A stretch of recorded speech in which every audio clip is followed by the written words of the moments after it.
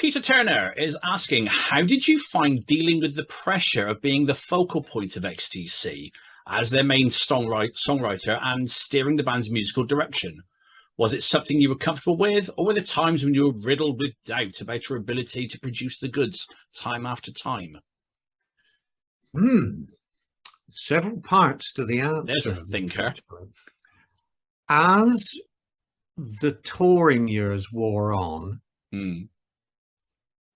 I really kind of mentally wanted Colin to take over more of the singing role, because I realized I wasn't a great singer, and I tended to go for these long string of theatrical moments or something to make an event for the audience, you know. And it was something I felt compelled to do out of not knowing how to be a decent singer. I just had no grasp. So this series of seal barks and yelps and strange air raid warning noises that came out of my own mouth, and I'm thinking, am I making that noise? God, I am. That was, I sort of longed for someone else to say, hey, I've written all these great songs and we're going to do these live. I think I'd be equally happy with that. I felt like I was, because people wanted to talk to me, inevitably 99 out of 100 interviews, it would just, but no, just send us Andy along to the radio station, or just send Andy over to the TV station. And to some extent, touring was kind of a holiday for the other three members, because they'd go off all day sightseeing. And then I'd meet them up at the sound check later in the afternoon, and they'd say, oh, Partridge, what have you been up to today? Well, I got out of bed and I did an interview over breakfast, and then I did a phone interview in my room, and then the tour manager drove me to 2 different radio stations. Then I grabbed a sandwich for lunch, and then it was over to a TV station, and then I went back to the hotel room to do 3 more phone interviews.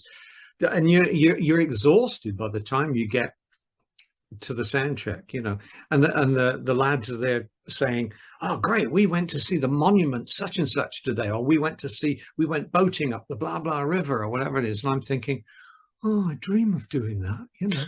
So you'd find yourself in these exotic locales, and I was doing too much of the donkey load carrying, I think. And I'm sure the others would admit that now. I mean, there were times when they all kicked in, but there were other times when I was doing 90-something% of it, you know.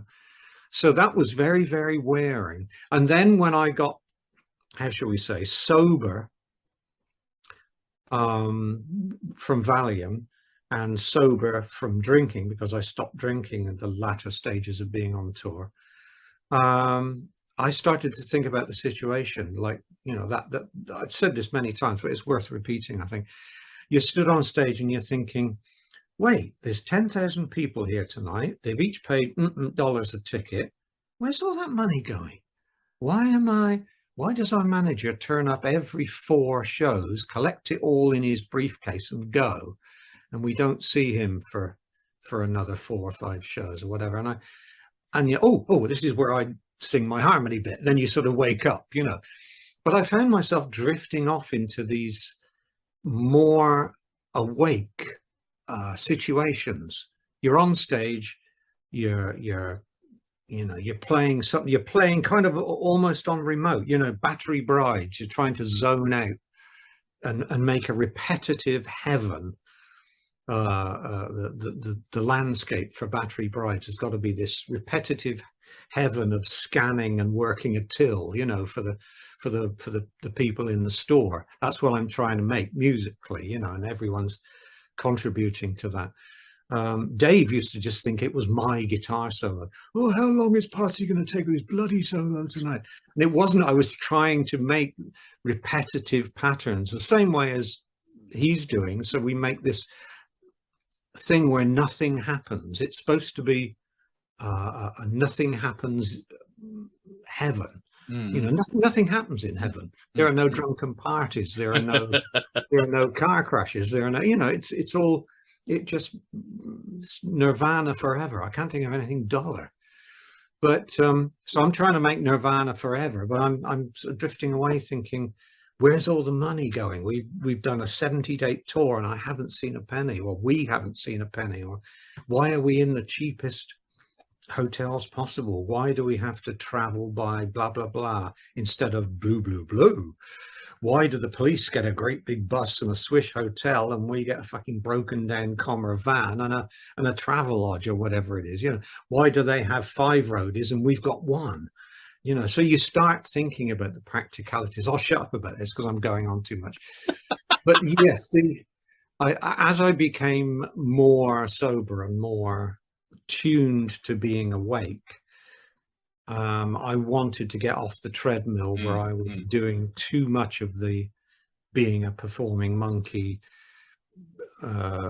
interview wise and carrying the machine wise. And I wanted somebody else to step up and say, hey, I've you know, we're going to do it this way and it's going to be great and this is why, and you can take a back seat on this tour, Andy. You know, see, part of me wanted to go to Brian Wilson when I thought, that's it, I can't tour anymore, I need some time off. You know, part of me thought, wouldn't it be great if they carried on touring, but we'll get someone else to sing, we'll get someone else to play the guitar, someone else to sing the majority of the songs. I don't mind writing and not going out there.